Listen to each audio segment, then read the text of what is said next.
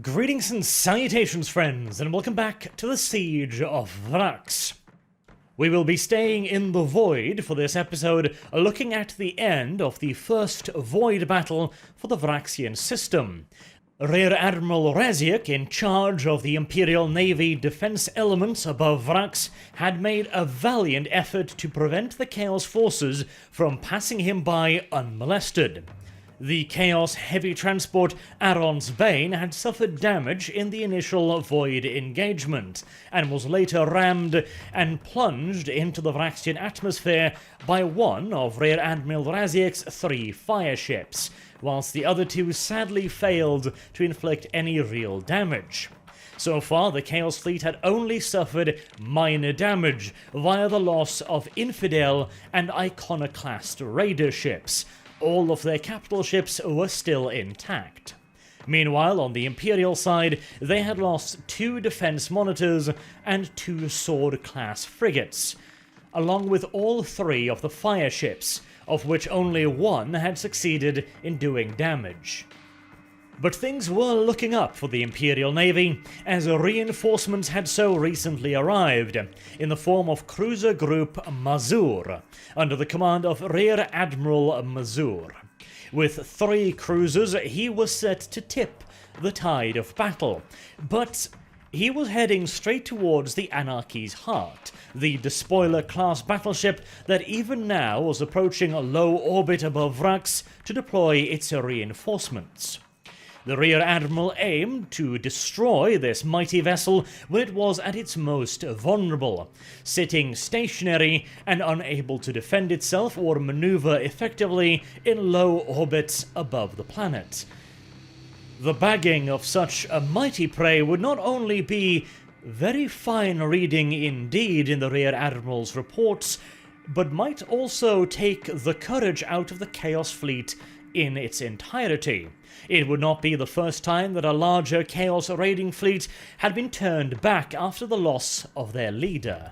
Chaos raiders, after all, are almost always a somewhat ragtag bunch, and with the loss of their immediate leadership, they tend to find more interesting things to occupy their time.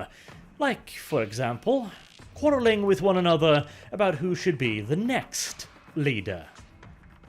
But of course, destroying the Despoiler class was easier said than done, and in the current situation, it was going to be even more difficult still. Cruiser Group Mazour had already been reduced to 2 out of 3 cruisers, and they had also peeled off their squadron of sword-class escorts to engage the 2 Chaos cruisers that had attempted to intercept Cruiser Group Mazour. The ship that had been peeled off to engage the 2 Chaos cruisers was the Dictator-class Orion, along with Patrol Squadron Naris consisting of 3 sword-class frigates. This should be more than enough to throw a few wrenches in the wheels of the Chaos cruisers. The Dictator class is armed with a Nova cannon, a weapon with exceptional range and destructive power. If only the Orion could land 1, maybe 2 hits on the incoming cruisers, it could permanently take one of them out of the fight quite easily. The last cruiser would then have to face the Dictator along with the 3 sword-class frigates. If everything went well, the Orion and Patrol Squadron Naris should at the very least be able to chase off the 2 Chaos cruisers, and possibly even destroy or cripple one or even both of them. Meanwhile, Rear Admiral Raziek, still aboard the battered and bruised Lord Bellerophon, was desperately trying to get some form of communications back online, so that he could communicate with the rest of his fleet and via them communicate with Rear Admiral Mazour, and inform him about the rather unfortunate state of Rear Admiral Raziek's flotilla and whether or not he could reinforce the cruiser group. At the moment, Lord Bellerophon was not doing particularly well. Its void shield generators were still all out of commission, 1 out of its weapons decks was still burning, but it still had at the very least some form of power. And assuming the engine seers could reroute enough power to boost the thrusters, as well as activating the weapons and maybe even getting the void shields back online, the Lord Bellerophon could still stand in the line of battle. Or at the very least, that was the plan until a massive explosion rocked through the superstructure of the Lunar-class cruiser. A torpedo, as of yet undetected by the Lord Bellerophon's augurs, had struck the ship's rear quarters, destroying what remained of its thrusters. It proved impossible to determine precisely where the torpedo had come from. It could have been a speculative long-range shot that had gone unnoticed, or it could simply have been a torpedo that drifted into the middle of what remained of the Lord Bellerophon's flotilla. Considering the beating the Lord Bellerophon itself and the rest of the vessels had received when passing by the Chaos Fleet, it was hardly a surprise that their augurs were less than fully operational. Regardless of how it had happened, the unfortunate fact still remained. With the last of its main thrusters reduced to so much molten slag, the Lord Bellerophon was effectively crippled and immobile, having to rely entirely on small maneuvering thrusters. The ship could still potentially turn to face a threat, but it would not be moving from its spot in the void anytime soon. And since this would leave the venerable vessel essentially defenseless if any of the Chaos vessels decided to turn around for another torpedo volley, it couldn't very well dismiss its escort crafts either. The Defense Monitor, single remaining Sword-class frigate, and the 2 armed freighters were now going to be the only things keeping the Lord Bellerophon alive. And in all due honesty, the only one of these vessels that had enough speed and firepower to possibly affect the battle elsewhere would have been this single sword class, which hardly would have mattered much anyway. It was, in all due honesty, probably safer to keep them all near the Lunar-class vessel, ensuring that the ship at least wasn't completely destroyed. This, of course, was, however, not much in the way of comfort for the commander aboard the Orion, who, after firing his Nova cannon several times against the incoming cruisers, had been unable to land a single solid hit. This was far from unusual. The Nova cannon is a temperamental weapon designed to be fired at fleet-sized formations, but nevertheless it was rather disappointing, since now the Orion and its 3 sword-class frigates would have to contend with 2 virtually unscathed cruisers instead of the 1 they had hoped to have to deal with.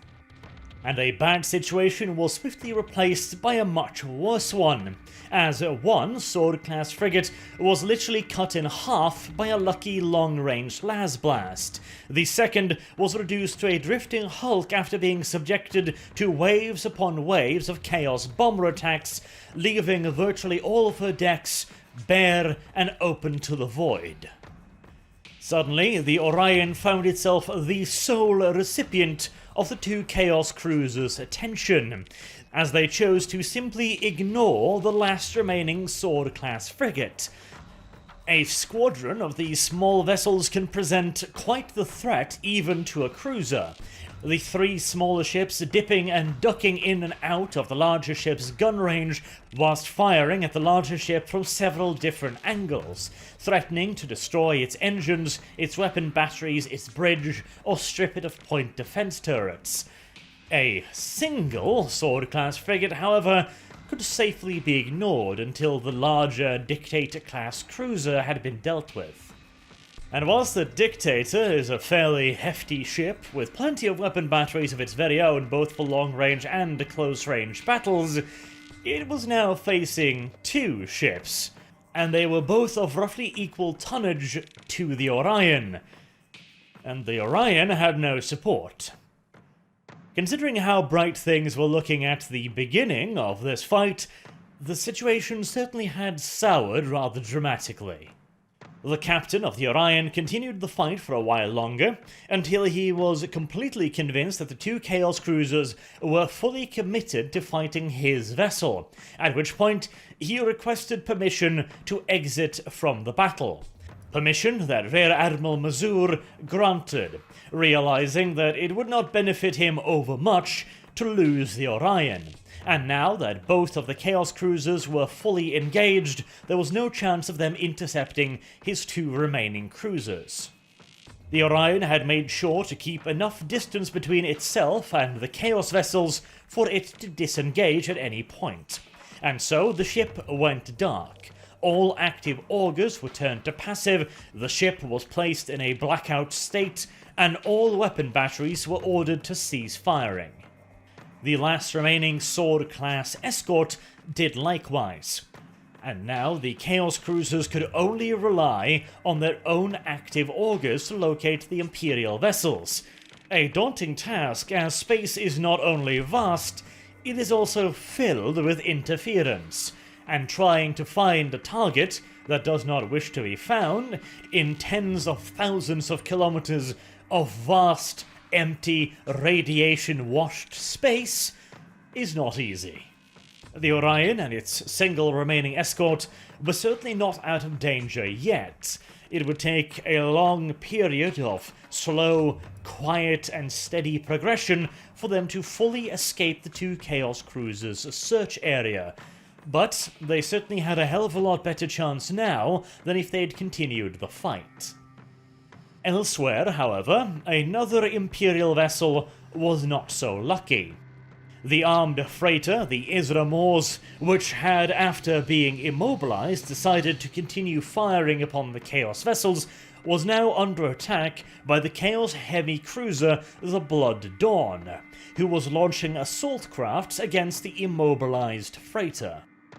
The master of the Blood Dawn had clearly decided that with the loss of the Chaos heavy transport, the Aron's Bane, they would need a new mass transportation vessel, and the Isramors fit that bill perfectly. And despite mounting a valiant resistance, the crew of the Isramors were not able to resist the Chaos Raiders invading through its hull. Hordes of screaming traitors, beastmen, and even Chaos Space Marines invaded the armed frigate. The crew, mostly consisting of civilian deckhands, fought with whatever improvised weaponry they could get their hands on, side by side with the Imperial Navy officers that had been seconded to the Isramors from the Lord Bellerophon and her escort vessels. At the end, the captain and the rest of his crew made a desperate last stand on the freighter's bridge. They welded shut the doors and fired at anything that tried to get through after it had been blasted off its hinges. But after a short and ultimately futile struggle, the bridge was captured by screaming hordes of mutated monstrosities. The next time the Isramors was spotted, it had undergone a rather drastic change in appearance and crew. The only thing that remained of its old allegiance was the desecrated corpse of its captain, nailed to the vessel's bridge by massive iron spikes. On the bright side, the Lord Bellerophon had regained the ability to communicate with the rest of the vessels in his flotilla. Kinda. It was able to blink its running lights, and so communicate crude ideas to the other ships, which still had the ability to communicate over long-range vox. Now, granted, flashing lights are neither the most advanced nor necessarily the most nuanced means of communications possible in the 41st millennium, but after the Lord Bellerophon had pretty much the entirety of its communication facilities blasted off during the first engagement with the incoming Chaos forces, it was better than the alternative, since the alternative was nothing. And thusly, through the magic of blinking lights, Rear Admiral Raziek managed to communicate to the rest of his flotilla that they were to contact Rear Admiral Mazour and inform him that he could not expect any further assistance from the Lord Bellerophon or the rest of its flotilla. The message was necessarily kept short and blunt, not necessarily explaining why the Rear Admiral could not expect any further assistance. This was, of course, primarily due to the nature of the communication. Again, flashing lights appeared to be somewhat lacking in, well, nuance. Necessary or not, however, this was to have some rather severe consequences, because when Rear Admiral Mazour received the message, he assumed that Rear Admiral Raziek had abandoned him. As mentioned in the last video, there was absolutely no love lost between the two Rear Admirals, and in more peaceful times they would undoubtedly have relished any and all opportunity to take a few shots at one another. Therefore, it is not entirely unreasonable for Mazour to assume the worst of his long-time rival. However, this changed things rather drastically. The Anarchy's heart had already descended into the upper atmosphere of Vraks and had begun to deploy its reinforcements. It would therefore no longer be possible for Rear Admiral Mazour to intercept the Chaos Flotilla before it deployed the majority of its troops onto the Vraxian surface. Mazour had, however, still been clinging to the idea that he might be able to bring down the Despoiler. In such a vulnerable position as it was, hanging in low orbit, it would not require much in the way of damage for the ship to be rendered immobile, and therefore claimed by the gravity of the planet below. The ship would also be severely limited and hindered in its ability to bring its full firepower to bear, as well as maneuvering out of the way of any incoming ordnance. If Mazour would have been able to rely upon the support of the Lord Bellerophon or the Orion, he would still have had a pretty good chance of bagging himself at a spoiler. But now that his fleet had effectively been reduced to 2 ships, his own Council Thraciii and the Covenanter, the odds of a successful attack run had reached virtually 0. In fact, the captain of the Covenanter had already arrived at this conclusion, and urged the Rear Admiral to break off the attack run, so that at the very least the 2 remaining cruisers could be saved. Rear Admiral Mazour had to admit that the odds were astronomical, and so he dispatched a message to the Covenanter instructing it to break off from the attack, and retreat away to a safe distance where it could regroup and hopefully join up with further Imperial Navy reinforcements. He also instructed the captain of the Covenanter to send a message to the Imperial Navy Board of Inquiry on Cypra Mundi. Because Rear Admiral Mazour would not be joining the Covenanter, he would take his Council Thraciii on a suicide run towards the Anarchy's heart, in a bid to ram it. If the Gothic-class cruiser could manage to strike the Anarchy's heart, the Chaos vessel's fate would be as good as sealed. Even if the collision didn't rend the mighty vessel in half, stationary as it was above Vraks, the impact would surely send it plummeting into the atmosphere. Of course, the Council Thraciii would also be guaranteed a less than pleasant fate, but what was mere death compared to the eternal glory the ship and its admiral would gain from destroying such a foe?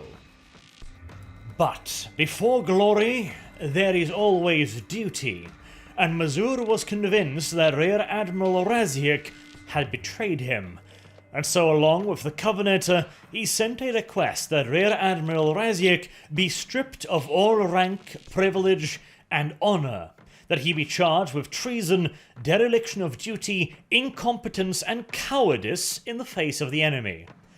In light of these inexcusable actions and the irrefutable evidence presented by the Rear Admiral Raziek's refusal to render aid, Rear Admiral Mazour requested the Board of Inquiry to render upon the Rear Admiral its ultimate sanction: death by hanging. And so, with his duty completed, Admiral Mazour continued on his course of action to ram the Anarchy's heart. There was only one little problem. The Anarchy's heart was currently sitting above the Vraxian citadel, meaning that the Council Thraci would have to pass across virtually every single defense battery on Vraks, whilst also passing through the engagement range of the Anarchy's heart itself and virtually every single other ship that had come with it to the planet. And considering that only about 4 Chaos ships were actively occupied at the time, that still meant that something along the lines of a dozen plus warships could draw a bead upon the Council Thraci. Now granted, most of them would be light vessels or possibly even transports, but still, that is an awful lot of guns. And the Council Thraci was soon taking fire from every conceivable direction. And in the end, the Council Thraci, buffeted from every which way by endless volleys of lance and macro cannon batteries, barely made it halfway towards the Anarchy's heart, before its engines were literally shorn from the vessel. It was engulfed in fire, and a report by one of the few survivors suggested that even until the very end, Rear Admiral Mazour remained on the bridge. A junior officer was reported to have tried to drag him away to one of the escape pods, but the Rear Admiral had refused. And as far as anyone knows, he was still on the bridge when it disintegrated. Was Rear Admiral Mazour's actions the height of bravery, or the height of folly? It is difficult to tell. In fact, the naval cadets at Cypra Mundi would discuss this subject for many, many decades to come. Personally, considering that this led to the loss of the only capital-class vessel in the entire fight, I'd probably be leaning towards the latter. And it had certainly been an expensive engagement for the Imperial Navy. They had lost 4 out of 6 sword-class frigates. They had lost 2 out of 3 defense monitors, and out of their 3 armed freighters, they had lost 1, and not just lost it, it had been captured by the enemy. Out of the fire ships, all 3 were of course destroyed, but only 1 succeeded in inflicting any damage, sending the Chaos Heavy transport the Aron's Bane plunging down into the Vraxian atmosphere, where, unfortunately, it survived mostly intact.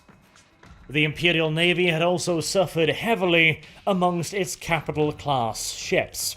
Out of a total of 4 cruisers, only 1 had escaped almost entirely unscathed, that being the Dominator, which had broken off its attack on the Anarchy's heart, and had escaped with only minor damages after having been pursued momentarily by light Chaos vessels. As for the other 3 cruisers, the Council Thraci was, of course, destroyed, whilst attempting to ram the Anarchy's heart.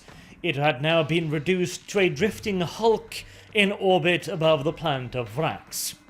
The Orion had been driven off and badly mauled by the 2 Chaos cruisers it had intercepted to prevent their own interception of the Council Thraci and the Covenator.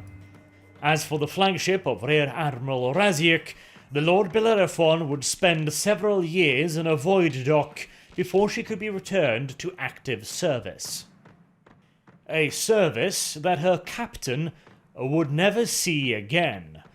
Whilst Rear Admiral Mazour had paid for his folly with his life, his last message, borne aboard the Covenator, would ensure that Rear Admiral Raziek would pay for his actions, or perceived lack of actions, with his career, although he did at the very least avoid the noose. The first void battle of Vraks had resulted in a decisive Chaos victory. For the loss of a mere 4 light vessels, Iconoclast and Infidel-class raiders, and 1 heavy freighter, they had destroyed 4 enemy frigates, captured a heavy freighter, and destroyed a capital-class cruiser vessel. But of course, the true prize lay in the fact that the Chaos Flotilla now had complete control of the Vraxian system, and could deploy their reinforcements in peace and quiet. The Blood Dawn would deploy yet more Dreadclaw assault pods full of Khornate berserkers, hailing from the berserkers of Vraks and the Skulltaker's warband of the Khornate Warmaster Zafor the Blood Reaver. And in addition to these Chaos Astartes reinforcements also came a full warband of Iron Warriors, unloading from their own ship, the Ferrum Invictus. And the Iron Warriors did not come merely as additional warriors to the cause of the Cardinal. Many of the Iron Warriors were veterans of the Long War. Having served under Perturabo themselves, they had a near unparalleled grasp of siege warfare, both how to wage it offensively and defensively. They would set about refining, upgrading, and reinforcing the Vraxian defences. And so, fortifications that had already taken the Death Corps years upon years and hundreds of thousands of casualties to breach would now become even stronger. But the Astartes reinforcements were by no means the only strength now flowing into the defenders of Vraks. Besides 2 warbands of Khornate berserkers, 1 of Iron Warriors, and a smaller assorted number of worshippers of Nurgle, they also brought with them tens of thousands of additional soldiers. Although soldier may be a somewhat generous term to use for the hordes of screaming, gibbering madmen, traitors, and mutants that now flowed down to the planet's surface. These troops were considerable in number, maybe even in excess of 100,000, but at the very least they would measure in the tens of thousands. And whilst these fighters would be of wildly varying quality, all the way from the Iron Warriors down to mindless gibbering beasts, their numbers represented a much-needed replenishment to the rapidly dwindling manpower pool of Vraks. And due to the peculiar nature of the armament world, it also could make up for one of the primary shortcomings of chaotic hordes like the one that had come to their rescue. One of the primary drawbacks of such chaos forces is often a severe lack of heavy materiel and supplies. But since the traitors on Vraks still had access to all of the underground armories, this shortcoming could be easily rectified. The other shortcoming would be somewhat more difficult. As you can probably imagine, Chaos Hordes are rarely a unified entity. Every warband has its own leader, every ship has its own captain, who is the de facto leader of his vessel, but the various warbands carried aboard said vessel need not necessarily be under his command. A great Chaos Horde, like the one descending upon Vraks, is essentially a huge ragtag band of ever-shifting alliances and bonds of fealty. And these bonds, it is important to point out, is usually based upon fear of one or more parties of the treaty, rather than any real sense of loyalty. To put it rather bluntly, Chaos Warbands very rarely play well with others, and can only be enticed into doing so by fear of the repercussions should they not behave themselves. And this rather fluid command structure was going to clash rather violently with the Vraxian command structure, which, for all of its flaws, was still primarily based upon the idea of a fixed chain of command, in the Imperial style. Granted, they had the occasional independent element, such as, for example, the Disciples of Saphan, who acted outside of and beyond the command structure, but by and large it was still a recognizable military structure.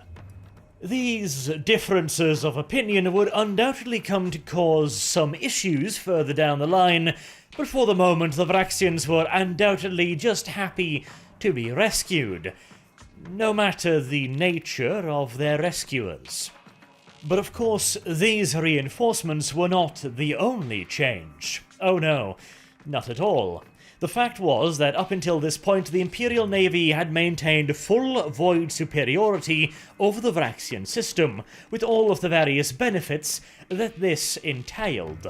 They could bring in reinforcements and supplies whenever and wherever they wished. It also allowed the Death Corps to limit themselves to a fixed front line, since the enemy had no way of relocating troops that did not rely on ground-based vehicles or good old-fashioned marching. With the introduction of not only the loss of Imperial void supremacy, but the gain of Chaos void supremacy, this all changed rather drastically, since now not only could the Vraxian defenders potentially be transported up into orbit, then placed anywhere else on the planet, it also introduced an element that so far had been almost entirely lacking in the Vraxian theatre: air power. At the start of the conflict, the defenders had none, and so the attackers reasoned that it would be a waste of resources to bring over much in the way of their own air forces. They brought along with them a few squadrons just in case, but all of these had been stationed aboard the Lord Bellerophon, and had been fully engaged in the Void battle above Vraks. Thusly, despite the technical existence of Imperial Aeronautica forces in the Vraxian system, none of them were actually on the planet, leaving the Death Corps essentially without any form of aerial support. The Chaos Fleet, however, now that it had complete void superiority, could deploy their fleet assets as they wished. And since, once again, the Death Corps had come to Vraks assuming literally nothing in the way of aerial activity, they had only brought along a small quantity of anti-aircraft defences, and hell, they were encouraged to bring along none. But luckily for the attackers, the Death Corps of Krieg never does anything by half measures, and so they had brought along enough in the way of anti-air artillery to secure their own positions. They had also, despite protests by the Lord Commander, by the way, erected shield generators over their primary starports, something they could now be very, very thankful of indeed.